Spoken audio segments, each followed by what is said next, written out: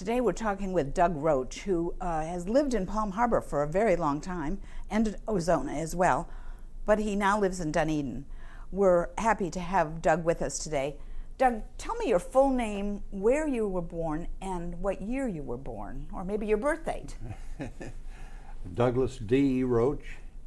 I have to add the D because there's another Douglas Roach in Clearwater. I was born on March 13th, 1928, born in Chicago. Lived in a suburb of Chicago called LaGrange until 1940.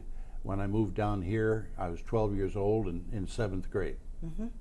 Tell me a little bit about LaGrange, because it's a pretty upscale neighborhood, I know it.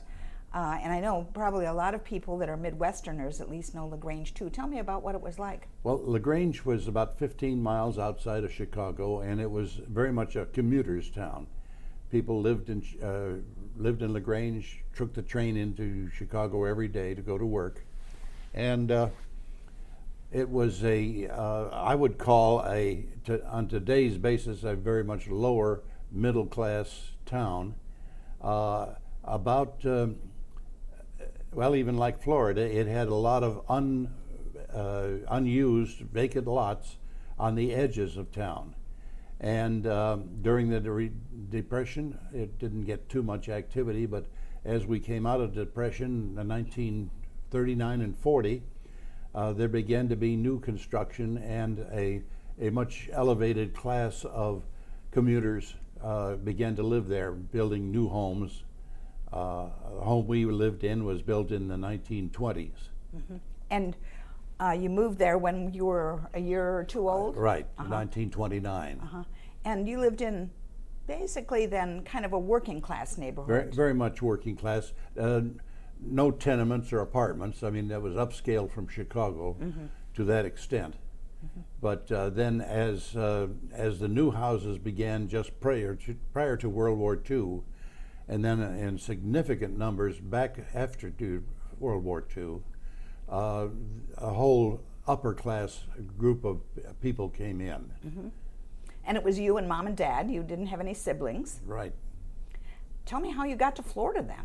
Well, in 1938, when I was 10 years old, we had the opportunity to visit in Captiva Island.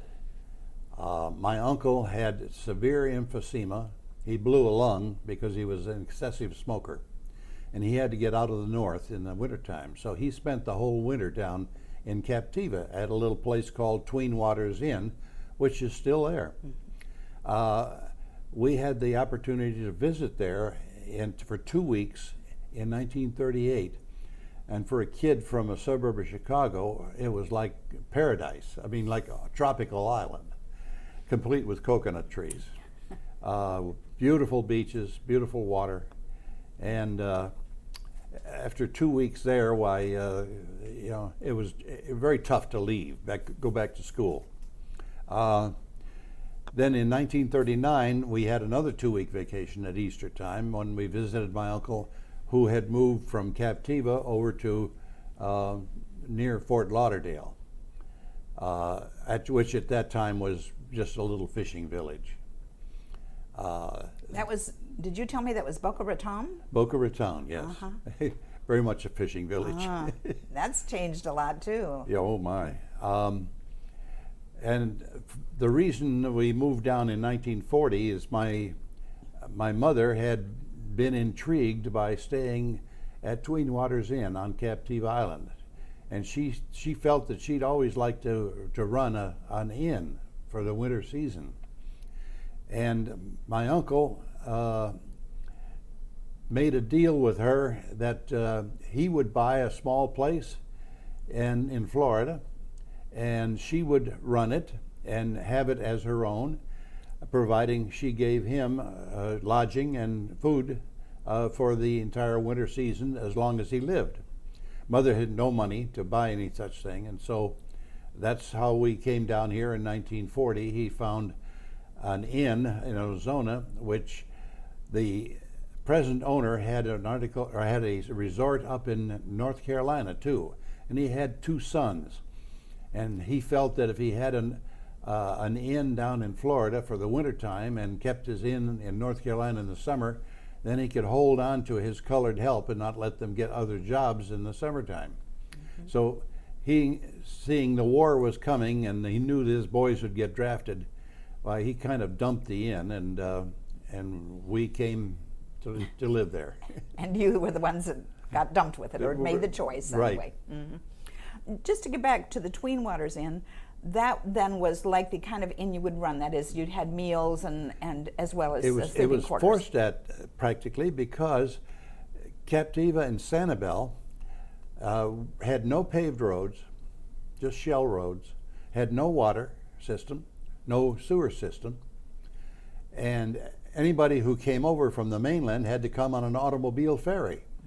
And so all the supplies had to come that way. There were no basically restaurants open to eat. The resort had to provide 3 meals a day in order to accommodate people. So this was what Mom had in mind when Right. she was opening the Magnolia. She got the bug, and as a result, we came to Magnolia Inn, and she owned and operated it for 30 years. Maybe we can just back up a little bit and talk about about what it was like to live here as a child in the early days, and then we'll talk about the inn, because we got lots to tell about that. It was quite a shock to us from LaGrange, because, as I say, we were not at all upper class, just working people. But the economy was so poor in places like Ozona and Palm Harbor.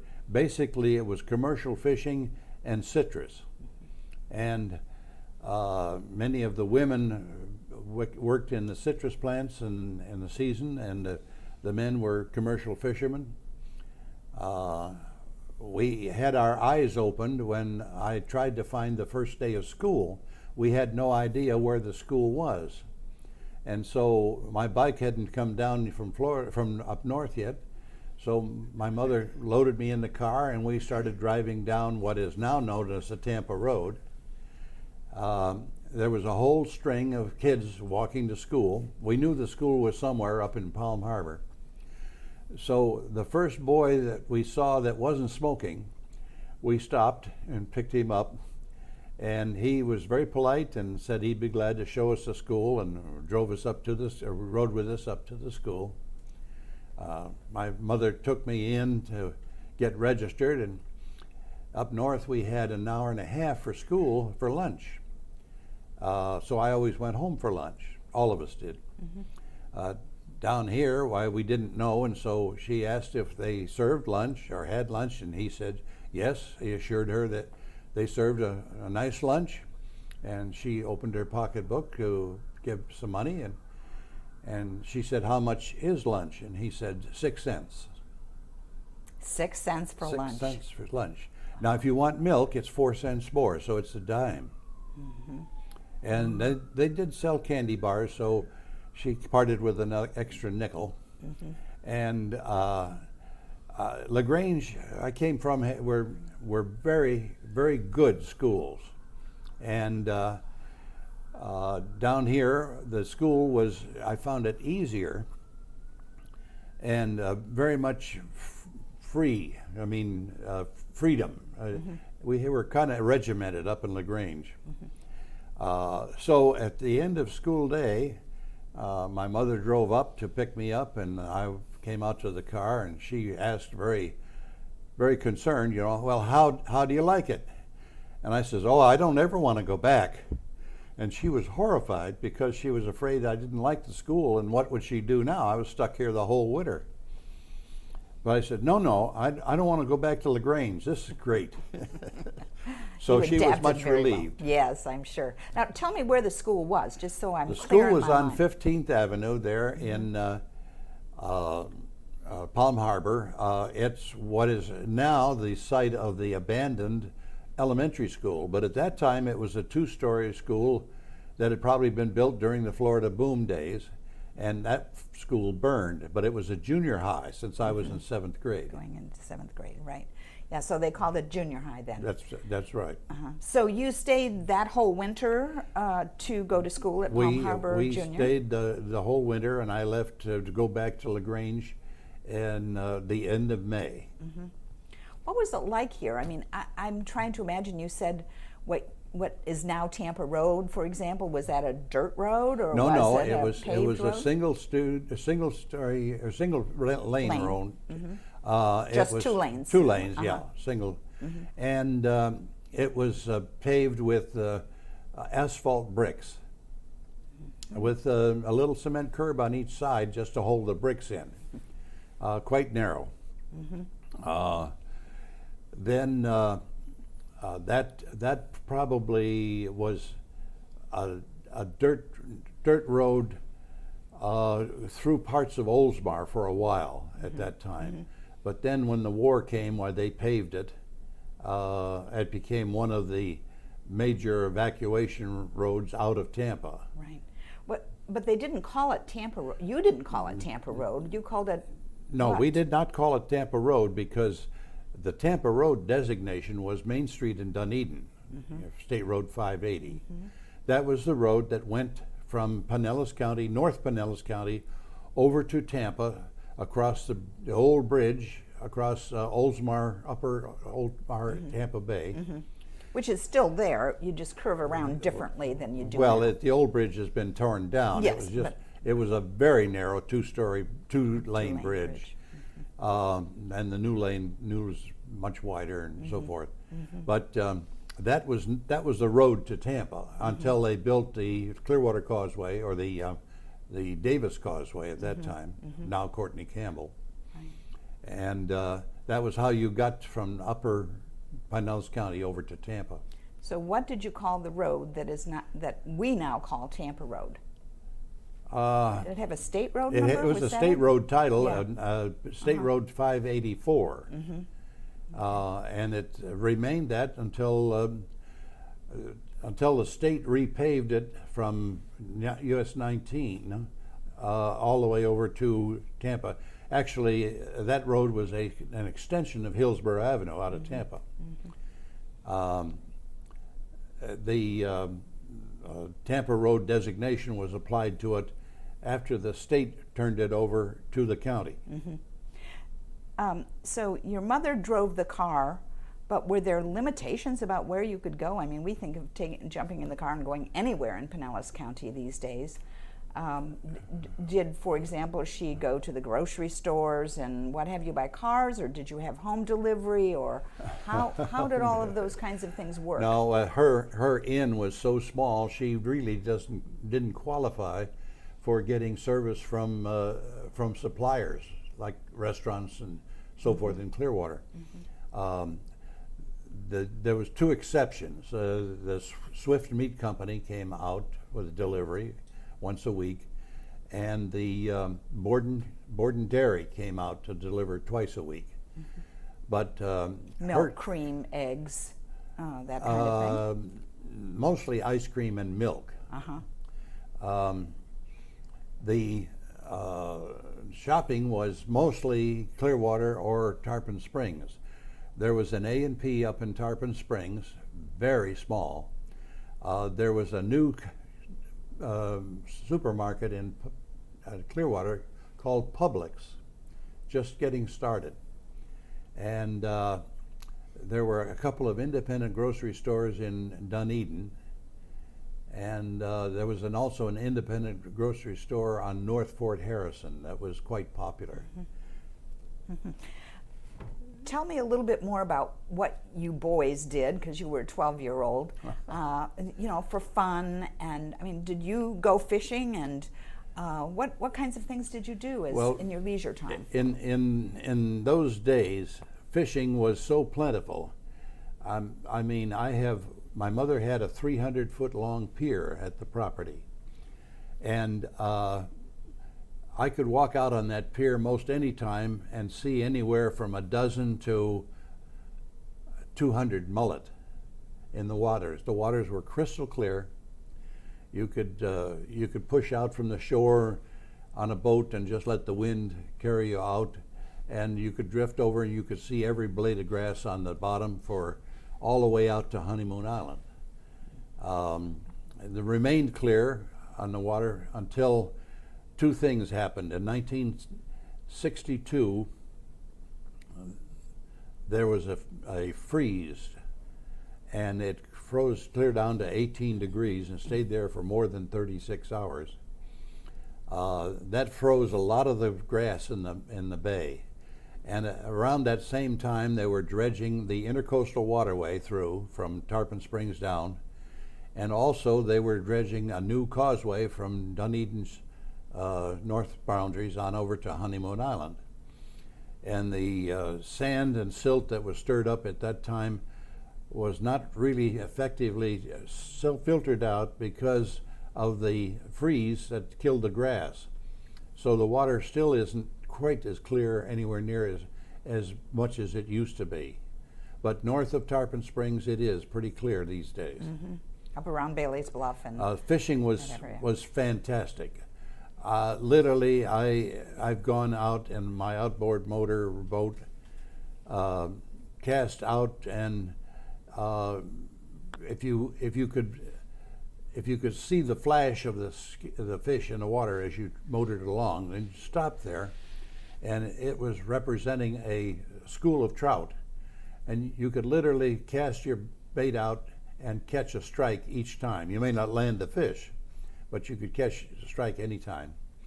Most of the commercial fishing was trout fishing and mullet fishing.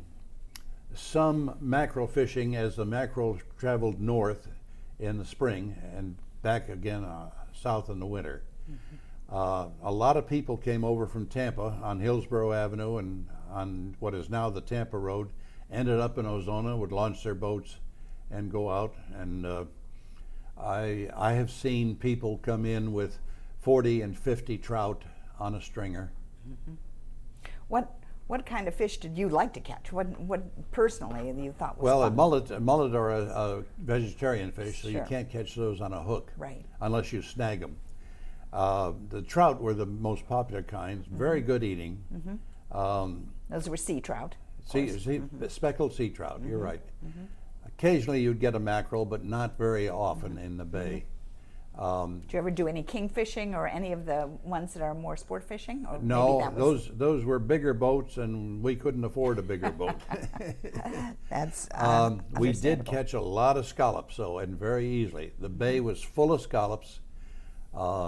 We would push our boat off on an early morning when the breeze was from the east, and just let the breeze carry us on out. And as we drifted over the beds, we'd take a dip net and just pick up the scallops and put them in the boat just about as fast as you could pick them up.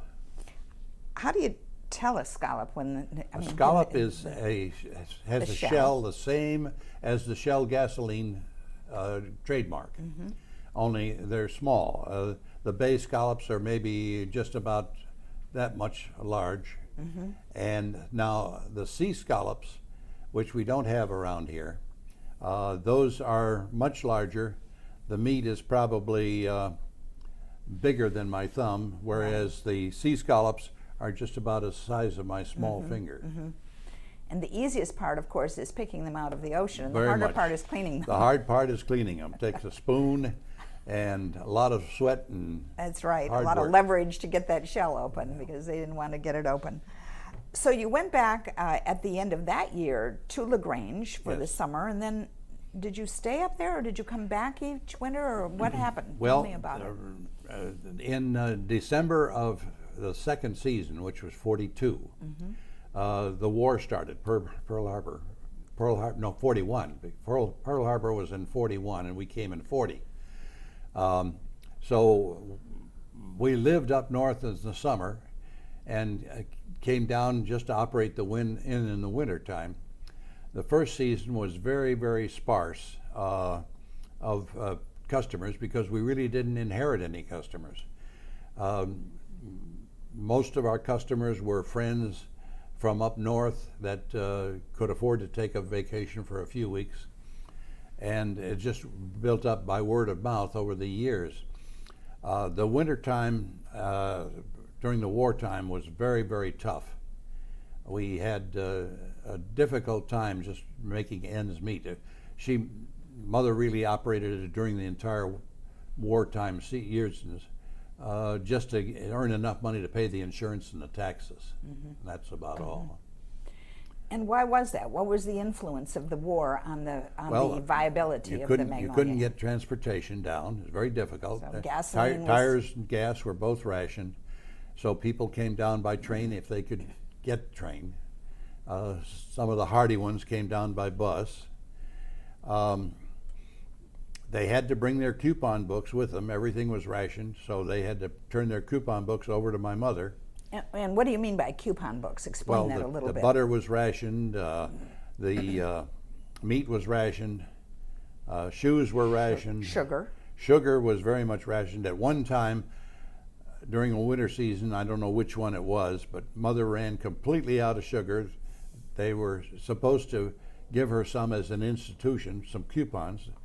So she wired the rationing board down in Miami and said, 12 guests, completely out of sugar, please advise. And they sent her a coupon for 100 pounds of sugar, which lasted her all the rest of the season and then a couple more seasons. Way more than she needed. Yeah. And so let's talk a little bit. You went to school then back in LaGrange and stayed there till? Yes, during the war years, but I would come down for 2 weeks at Christmas and 2 weeks at Easter. I'd take an extra week off each time. And I was down here for most summers, partly, at least a week or a summer. Why did you come in the summers? Fished. Fish and mostly. Maybe you needed to help your mother with some maintenance issues? Or a lot of maintenance issues during the war. In fact, I spent my whole Easter season one time just re-roofing the dining room portion of the inn. I'd like to go back and tell you about a Boy Scout hike I took one time. Oh, good. Tell me. The first year, the scoutmaster was the postmaster in in Palm Harbor. And he gathered a few of us together on a Saturday. We had to take a 14-mile hike before we could qualify for our first class scout badge. So he laid out our route. And he said, now, you walk down 19, US 19, which at that time was County Road 1 between Palm Harbor and Dunedin. The US 19 came down from Tarpon Springs on the present route of alternate 19, turned and went up the main street of Palm Harbor to County Road 1, and then proceeded south all the way to about San Christopher or Salvador or something, where the new post office is in Dunedin. And San Christopher. Then it turned and went down into downtown Dunedin. So we went down County Road 1, which was just a 2-lane asphalt brick pavement. When we got to the new post office, where that is now, in Dunedin. It was just vacant land. The road did not go through down to Main Street, which at that time was called the Tampa Road. So he said, you just cross that palmetto pine field until you get to Main Street. And then you turn east. And he says, you walk east until you get to the fire tower. Now, the fire tower was located about a block east of the easternmost boundary of the parking lot of Countryside Mall. Oh my goodness, a long distance. Well, that was the high point of the county.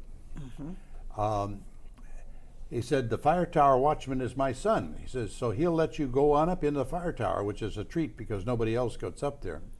And at that time, he and his wife lived in a little 8-foot wide trailer underneath the fire tower.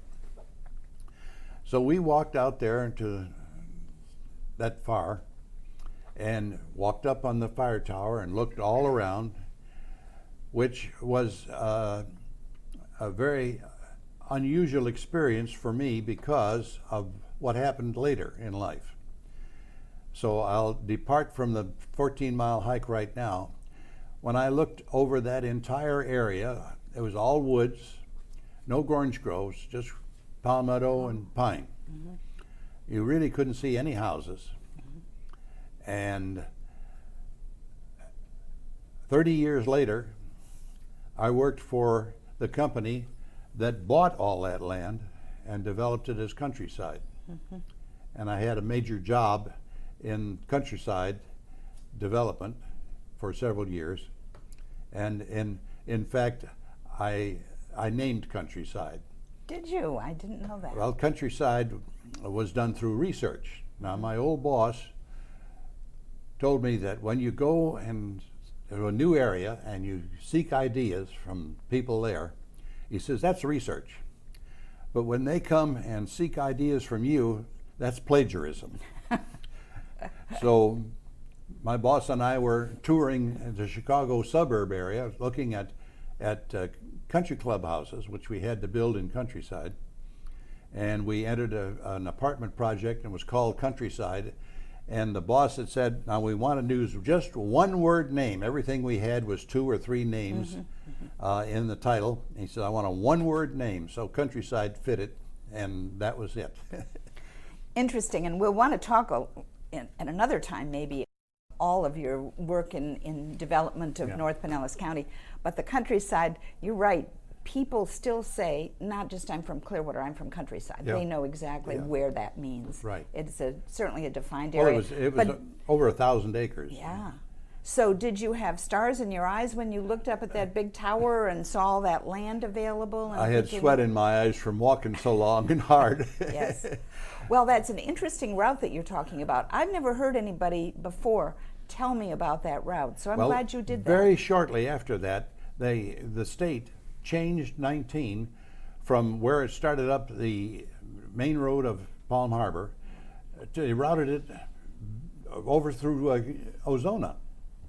Yes. And it was routed through Ozona for a lot of years, and then finally they bought the land from where the Palm Harbor post office is now, all the way across on a straight angle, and hit it where it picks up just north of Dunedin Isles.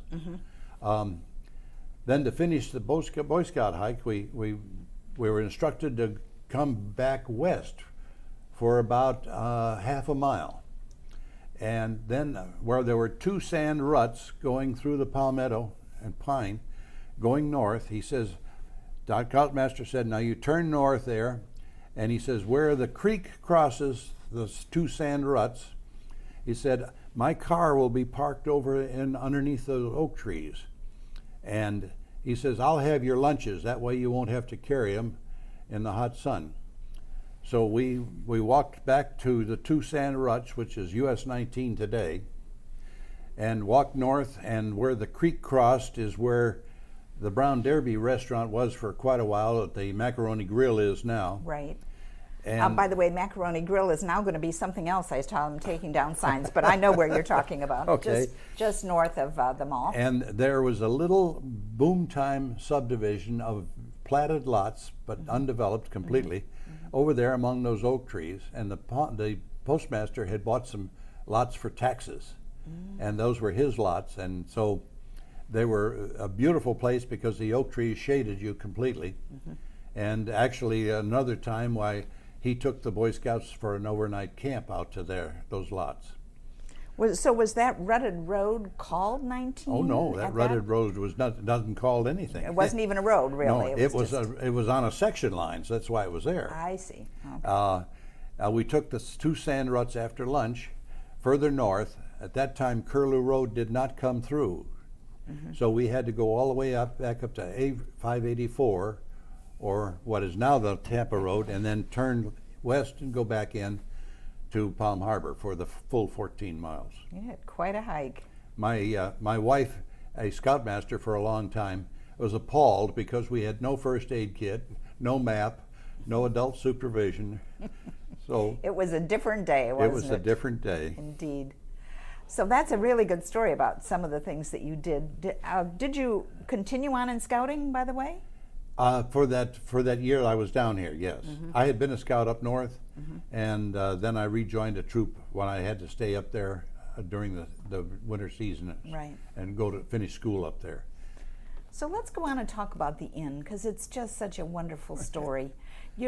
First of all, maybe you can tell us Who owned it originally and what it became, you know, All because right. it had several iterations. In 1884, there was a young man by the name of Avey, E-A-V-E-Y, and he ran a general store and grocery store at the west end of Bay Street in Ozona. And Right on the waterfront. right then. on the waterfront. And to get his supplies, they came down by freight boat from Cedar Keys. And the boats are too large, couldn't get into the bay, and so he built a dockhead, kind of, a platform out in the water north of Honeymoon Island and out further where the deeper water was. And there was a little shack on that boat, on the boat place, and Pier. so On the end of the pier kind of thing, yes. you mean? Uh-huh. So the freighter boats would leave his supplies on that. And then he had a little sailboat called the Alligator that would sail out from Ozona to pick up the supplies and come on back to put this in his store. He was unmarried, and he was getting married, and so he bought a piece of land on Pennsylvania Avenue, what became Magnolia Inn, and he had some carpenters build a large two-story house there for his bride. And his bride, Mrs. Avey, came there as a bride and lived there with him for many, many years. But the next day or next week or year or two after they built that house, there was a man named Davis who had business interests in Palm Harbor and central Pinellas, and his wife and 4 kids were still up in St. Louis. And so he asked Mrs. Avey if she would rent them a room and feed them while he had to stay down for the whole winter. For the whole family or just for him? The whole family. He brought his family down. So she started out married life having guests pretty fast. When he returned north, he told people about plentiful weather that they had down here. And so quite a few people began coming down. Now this was before the railroad even came through to St. Pete. And after a couple of years of having to turn down requests for lodging, Mr. Avey built a large 3-story section with added quite a few rooms and built a larger dining room, and they operated the first Ozona Inn. So that was the really first name of it, was the Ozona The Ozona Inn. The second addition to it was built in 1894, just ahead of the Bellevue Biltmore Hotel. They operated it until 1905. And 1905, why they leased it to a couple of ladies from Maine, and they operated it for several years, and then they sold it to another man, and he sold it to another man, and during one of those periods, the Avies had to take it back. They weren't paying the mortgage. And then a Mr. King bought it in 1936 or 7 or 8, and he owned it for just a couple of years before he sold it to my mother. He could see the war coming, and he really kind of dumped it. But he purchased it to hold on to his colored help in the winter time, because he operated a North Carolina resort in the summertime. And so when my mother purchased the inn from him, why his colored help came with the inn, which was a tremendous advantage for my mother because she didn't know anything about an inn. She just wanted to run one. And the chef was very experienced and very good. The chef was a man or a woman? Chef was a man, and his wife was the waitress and the maid for the inn. And so they had housekeeper in terms of bedding and things like that? Changing the rooms and so forth. She had very few guests the first winter, just really not enough to keep it going. And the chef, well, mother treated them very, very well. They had not had treatment like that. First of all, she was appalled at what they were paid. Mr. King said, "Now don't you spoil my help," knowing she was a Northerner. And by that he meant, don't spoil them, don't pay them more than I'm paying them. Mm-hmm. The chef got $8 a week. He worked 7 days a week, all 3 meals, no time off. Mm. His wife was paid $5 a week in tips. And another young man that was with him, a handyman that picked the fruit and stoked the fireplaces and handled the guest luggage and so forth, he was paid $5 a week. Well, after a couple of weeks, when they began teaching Mother all about what she should know, and she was very grateful, well, she did raise their wages, not by much, but what they were very glad to get. And she also gave them Sunday afternoon off.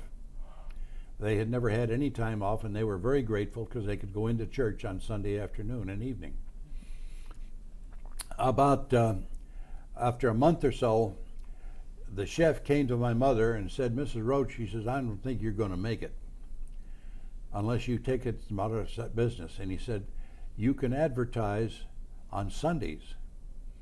And Mr. King did that some and had quite a number of people come here for Sunday dinner. And they would call in and reserve. So she agreed, mostly because he was going to do the whole thing, really. He told her what to order and arranged the whole thing. She took a little ad in the Clearwater Sun and was gratified, for there several people would come out. And some people from downtown St. Pete had come before when Mr. King had it. Evidently he had advertised down there too. And so one quite elderly and wealthy couple came up with their chauffeur every Sunday after church, and they would eat Sunday dinner at the inn. Tell me about the menu. The menu was the same thing just about every Sunday. Southern fried chicken was the main course, but she would serve either a bouillon, hot bouillon, or a cold fruit cup or juice, fresh juice. We had about 40 or 50 citrus trees at the back end of the inn, and so they supplied the juice. And then a salad, either a gelatin salad or a tossed salad. The main course was fried chicken. Southern fried chicken. Southern fried chicken, very, very much so. And the chef, as I say, was outstanding. It was served family style. You ordered your vegetables and so forth. She would serve 2 or 3 vegetables and mashed potatoes and gravy. And then for dessert, it was fresh baked pie, usually apple pie, with a big scoop of ice cream. The price was $1. Wow. And then an interesting thing happened. Ozona did not have any colored living, and the help was colored. There was a house to house them in back of the inn, just separate from the inn. It's 2 stories, and they lived there. They had their own quarters. Mm-hmm. Pennsylvania Avenue consisted many of the people retired from Pennsylvania, which is how it got its name. Oh. And they lived there not necessarily year round, but most of the winter. And so they formed a group and came over and more or less blackmailed my mother. And they would not object to the colored staying in Ozona if she would give them dinners for 75 cents. Mm-hmm. So the rest of the season, why they came every night for dinner, which gave her extra money. So this was beyond the Sunday dinner. This was beyond the Sunday dinner. Oh, they would come for Sunday dinner too for 75 cents. Mm-hmm. And they supplied enough business so the colored help were getting some tips, which helped them considerably. And the volume helped Mother some. She didn't make much at 75 cents, but she did at $1. And there, it worked itself up so that the last Sunday dinner we served in 1941, we served 110 people at the inn. Probably had 12 or 15 guests at the most, and the rest were outsiders. Mm. And when you say the last Sunday dinner, then you didn't start serving, I mean, you didn't serve Sunday dinners beyond that? Well, we didn't operate Because of the war? after that.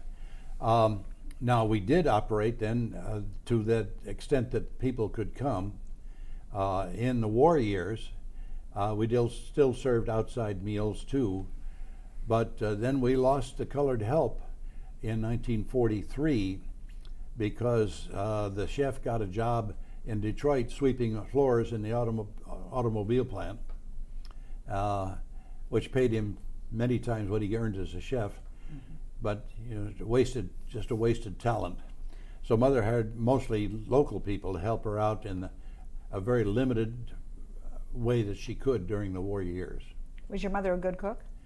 Yes, she was a good cook. She became a good cook because she had some good lessons from the colored chef. Mm-hmm. And then in the summertime, she would volunteer up north for the big hospital in downtown Chicago, the Methodist Hospital, and she worked as a dietitian's aide there. And then in the summertime, when after we moved down here full time in 1945, after the war was over, why she would often volunteer down at Morton Plant Hospital to run the snack bar for a few hours every day. Mm-hmm.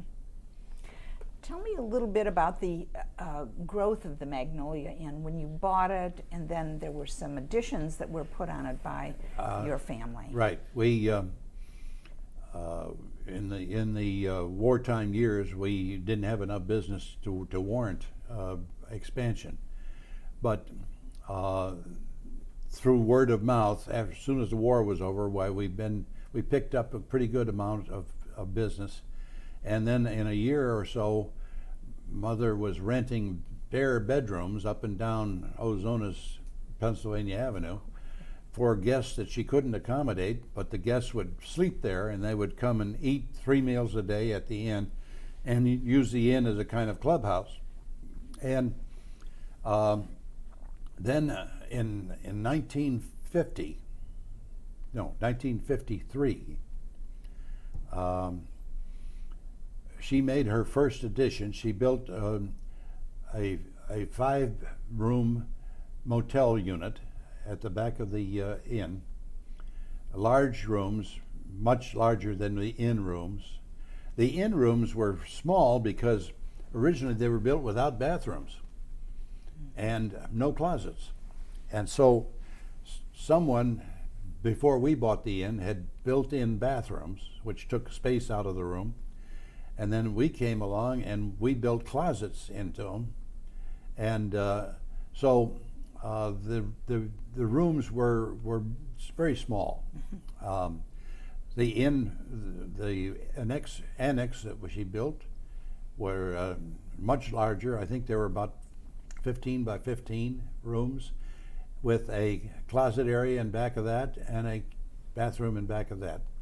So they were spacious and very comfortable. Mm-hmm. And she was able to rent them right away because the people they'd taken out of the spare bedrooms of the neighbors. Then business increased some more, and so she built a 2-story 4-plex, 2 ups and 2 downs, and large 1-bedroom bath apartments, which was a mistake. And later on, we found they all should have been 2 bedrooms, 2 baths, because they were large enough for 2-bedroom, 2 baths. And those were rented quickly, and she continued to serve meals. Then she even she wanted a house of her own, and so she bought a lot over in Ozona Shores, and she built a 3-bedroom, 2-bath house over there with garage, and never lived in it. She rented it out in the wintertime, and she didn't want to leave the inn in the summertime. So The new additions were all air conditioned, which was a big change. The old inn was always built with 12-story ceilings, 12-foot ceilings. Mm-hmm. And the hallways would go running east and west with the trade winds would come off the water in the daytime, and the east breeze in the wintertime would be off the land, which was much cooler. Mm-hmm. And so then in 1970, she decided that she was about 68 years old then, and she was qualified for Social Security, and she was getting old and tired, so she decided to retire at that time. And her really only assets were there at the inn, and so we by that time I had some experience with Ruttenberg in real estate, and so she and I developed a floor plan of the fourplexes, and we put a fourplex with 2-bedroom, 2 baths down on the waterfront in front of the inn. And we land leased the land to keep the price down low, and we were successful in selling them to her winter guests, the ones who stayed for 2 or 3 months. And they bought the new units, the apartments, and she quit serving meals at that time. And then we sold them so fast that we began having a waiting list, and so we accommodated the waiting list the next year in '71, building another fourplex on the waterfront in front of the old inn. And at the same time, we did condos, or actually co-ops, in the back, in the 2-story building back there. There were 4 units, and we made the 5 units of the motel into 3, 2 doubles and a single. And so she had, we land leased them for $1 an apartment a month, $1 apartment a day. So she had a small income from that plus Social Security, and she got an apartment out of it. Mm-hmm. So that was her retirement home. Mm-hmm. We kept the inn for a couple of years because we thought the guests would use it as a clubhouse, but they didn't. As soon as they had their new air-conditioned apartments, they've just abandoned the inn, and we realized how much work we had done every summer on maintaining it, painting it, repairing it, because we quit doing that when they no longer used it for accommodations, and it deteriorated pretty rapidly because it was all frame. Mm-hmm. Then in '74, we removed the old inn, which was basically obsolescent. It was as obsolescent as the Bellevue Biltmore is today. Mm-hmm. and you know, people with the jet travel, people could go anywhere in the world that they wanted for vacation, and everything was air conditioned, and most everything was new. So that just made the inn completely obsolescent. Mm-hmm. Back in the original days, when your mother bought the inn, there were a lot of fruit trees on there. Mm-hmm. What kind of condition were they in when you got them? And well, that's another example of how poor the area was. We had 2 or 3 surprises when we first moved to the inn. It was November of 1940, and there were no guests. We weren't open. We didn't open until after Christmas that year. And the colored help came down after Christmas. One of the first mornings that we moved in, we could hear the water running. And there was nobody else in the inn but us, my mother, myself, and my grandmother, and my uncle and aunt. So we looked out, and there was a tall water spigot out on the lawn, and here was a very thin, frail, old lady with a gallon jug, and she was helping herself to our water. Well, we found out that the inn had a superior quality of water. most of the wells in Ozona, there was no water system and no sewer system. Most of the wells in Ozona had heavy iron in them, and so they were discolored. So people came over and helped themselves to the inn water, which were fine with us. We had a beautiful well in the back. They also came into Dunedin for a long time and got water. Dunedin was known for its good quality water too. Another example of the poor economy. One morning, the word got around the town pretty quick. Some Yankees bought the hotel. And we were greeted one morning with a pounding on. There wasn't anybody knocking on the door. We looked on the porch. On the porch, there was a man with a great big gray beard in overalls, and the gray beard was all dark brown around his mouth because he chewed tobacco. And he had come up to the porch and didn't want to come up on the porch and knock on the door. He banged on the porch floor. So knew that would get your attention. yes, Mother came to the door and she says, "May I help you?" And he says, "Lady, them citrus trees are going to die unless you get them trimmed. You got to trim them, and then you got to fertilize them, and then you got to spray them." Well, the citrus we considered quite a value to the inn because the guests could go out and pick their fruit then. But they were in sad condition. Mr. King had done nothing for a couple of years, and you can't neglect citrus trees very long. So he says, "I can trim them." So, as I say, we had very little money, practically no money, and she very cautiously asked, "Well, how much?" And he looked her up and down, looked out in the grove. Now, there are about 40 to 50 trees out there. He finally said, 15 for the little ones, 25 for the big mediums, and 40 for the big ones. Well, you know, that just didn't relate. You know? Right. Now, Dollars certainly was It's not. true people were getting 50 cents an hour where we came from up north and probably down here at that time too, but there wasn't very little work. And she said, "Well, I'm sorry, but I don't understand." He was very disgusted. He says, 15 cents for the little ones, 25 cents for the mediums, and 40 cents for the big ones. Well, she couldn't imagine somebody would trim a citrus tree, especially the big ones, for 40 cents. And she did hard citrus wood tree is. But citrus wood has no grain to it. It's very, very hard. In fact, they use citrus wood for making the orange sticks that beauticians use. Manicures, So she said, "Well, okay, you go ahead." So he went out there and he worked all day long, and I don't think he got more than 3 or 4 trees done at the most. And not only that, he'd take all that dead wood out of the trees. Citrus dries back, and unless you trim it, it'll keep dying back right down to the root. So you have to trim it where the next live branch comes out, and then it'll heal.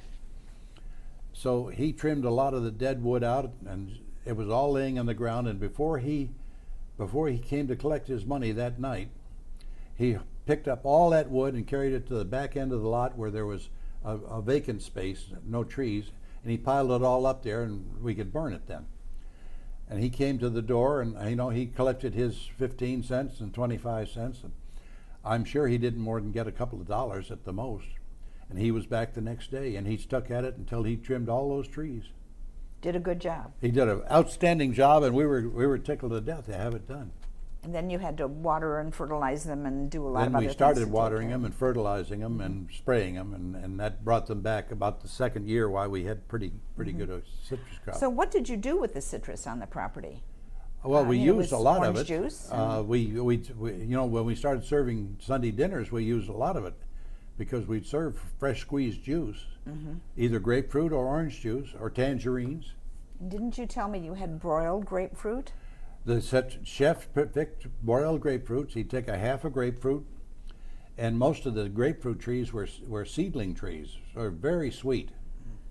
And he would put a little brown sugar on them and section them in the shell, in the peel, and serve them for an opener. Run it under the broiler. Right. Put it under the broiler briefly, and it was popular. Yep, one of my favorites. We've talked a lot about food, and I want to talk a little bit about the plates that were there, because I think you have some beautiful plates that are, maybe you just want to hold it up so the camera can see it, that are pictures of the inn. These plates are hand painted with a picture of the Magnolia Inn, and the picture was drawn from a top of a water tower that was at the back of the property.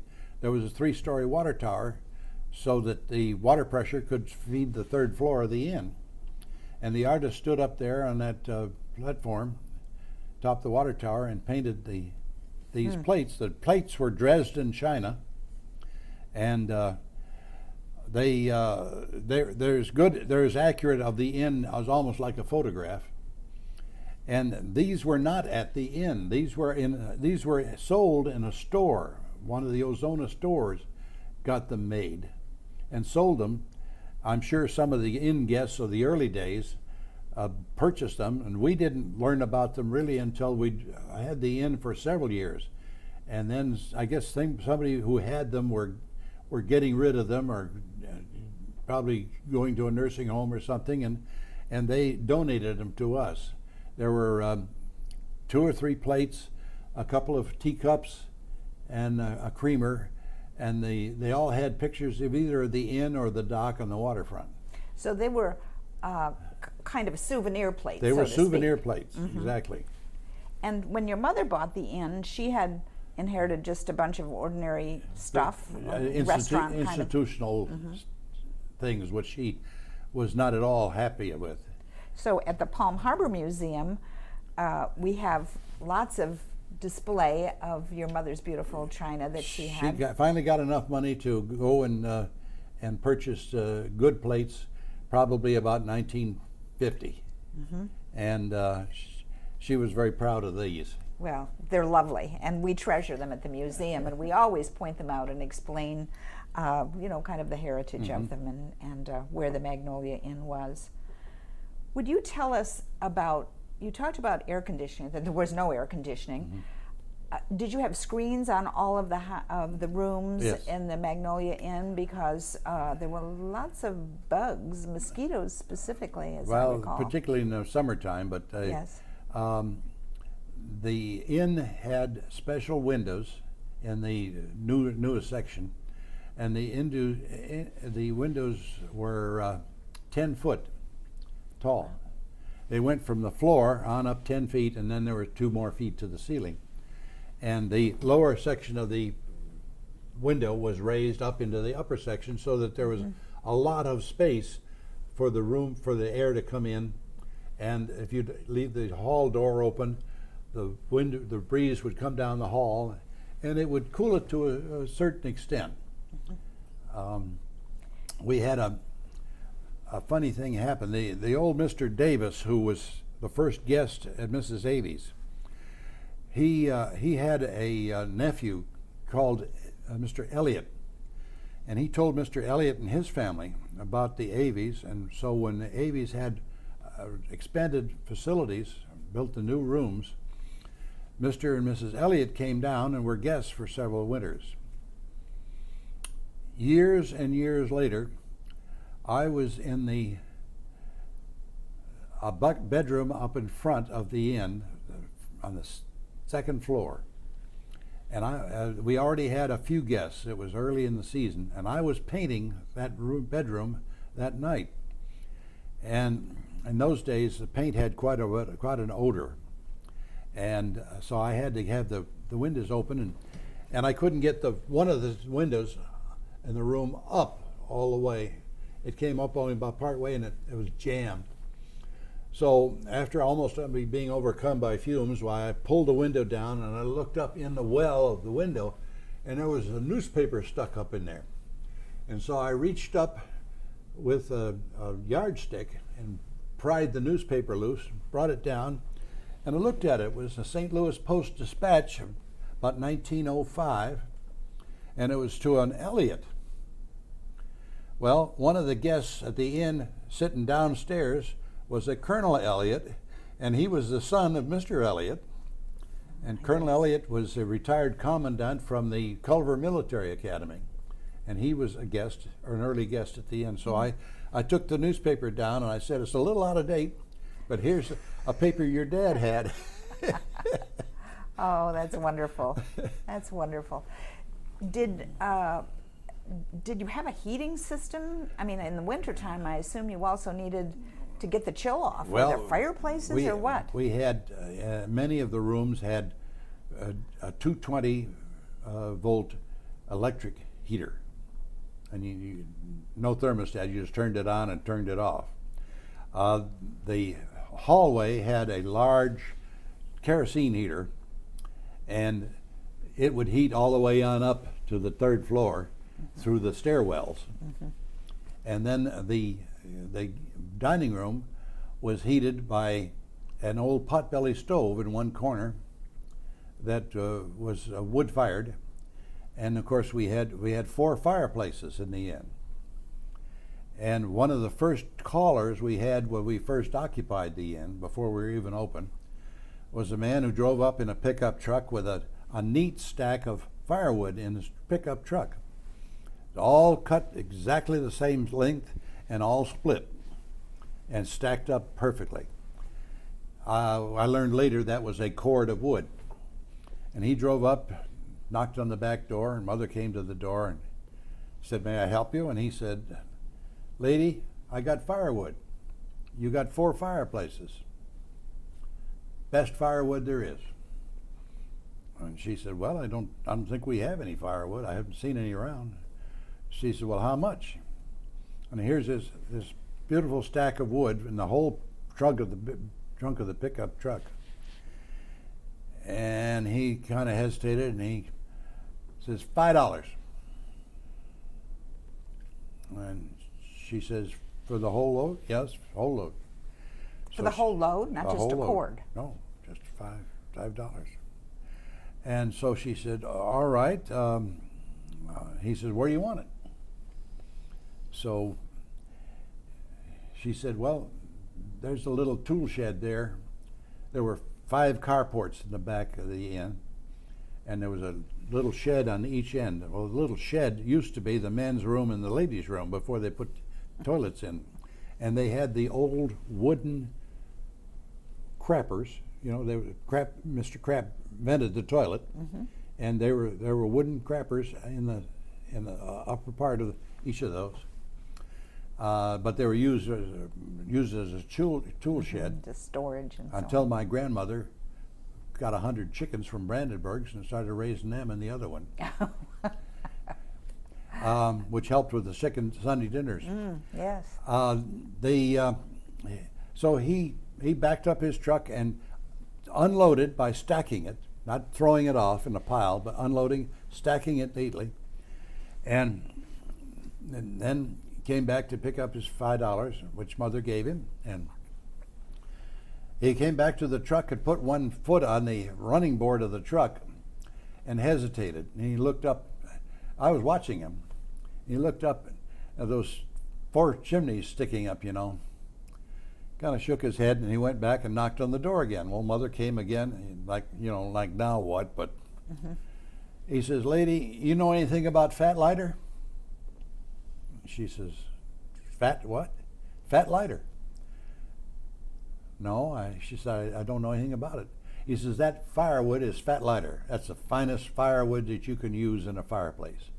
But," he said, "don't you dare stick more than 2 sticks in the fireplace at a time underneath a log of oak." He says, "If you stick more than that in there," he says, "that'd burn that house down." Well, fat lighter, we later learned, was from a dead pine tree that had been struck by lightning. And when the lightning struck the pine tree, it freezes all of the cell structure, so that the sap, the pine sap, which they use for turpentine, could not go down to the roots. Ordinarily, when a pine tree dies from bugs or disease or something, the cells stay open and all the sap goes down to the roots. And when I used to drive back and forth to the University of Florida to go to college, I would see freight trains on the way up to a plantation, turpentine plantation, and all the dead pine tree roots were full of turpentine of sap. But where the tree had been hit by lightning, it locked the sap into the tree, so it was full of the pine sap, and you could actually take a log and light it one end by a match because it had so much pine sap in it. And it made excellent firewood below the oak tree. So it could be dangerous, of course, and It that's was, why he unless came he'd back warned and us. warned her. Yeah. Yes, yes. Grandmother had chickens Well, later on. There was no sewer, no water, and no municipal services, including no garbage pickup. So any garbage that we had left over, we really just kind of burned on the back lot.